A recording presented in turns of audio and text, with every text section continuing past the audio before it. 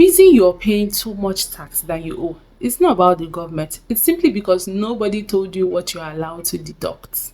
In part 1, we talked about businesses that pay zero tax. Now in part 2, we're going to be talking about how to legally reduce the tax you owe through deductions, allowances, and reliefs provided by law.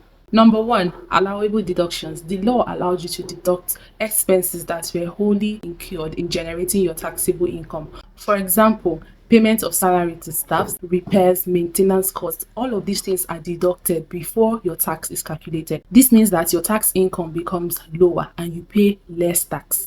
Number 2, capital allowances. Now, this one needs a little bit of explanation, so please stay with me. When your business buys an asset, say a vehicle, an equipment, or a laptop, your accountant records what is known as depreciation in your financial statements. Depreciation is simply the gradual reduction in the value of that asset over time. The tax law does not appreciate depreciations. In fact, it does not recognize it. That means you cannot use depreciation to reduce your taxable income. Instead, the law gives you what is called capital allowances. It is still the same idea because you're basically recovering the value of your asset over time. The money you spent acquiring that asset is called qualifying capital expenditure. But the annual deductions the law allows you to claim on that expense is called capital allowance. So you're not deducting the full cost of acquiring that asset at once, you're recovering it gradually year by year.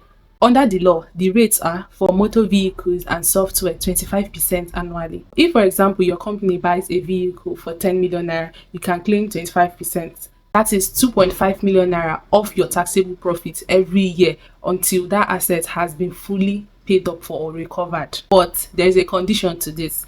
In order to be qualified for capital allowance, that asset must have had value added tax or import duty fully paid on it. 3, donations. If your company makes donations to qualifying organizations provided by law, that donation is deductible from your taxable profits. Number 4, rent relief. An individual who is self-employed or you're employed or a trader and entrepreneur, law grants you what is known as a rent relief at the rate of 20%, capped at 500,000 naira, whichever is lower. But in order to claim this rent relief, you also have to show evidence that you actually paid rent, which of course is by presenting your rent receipt. Let me quickly explain how rent relief works.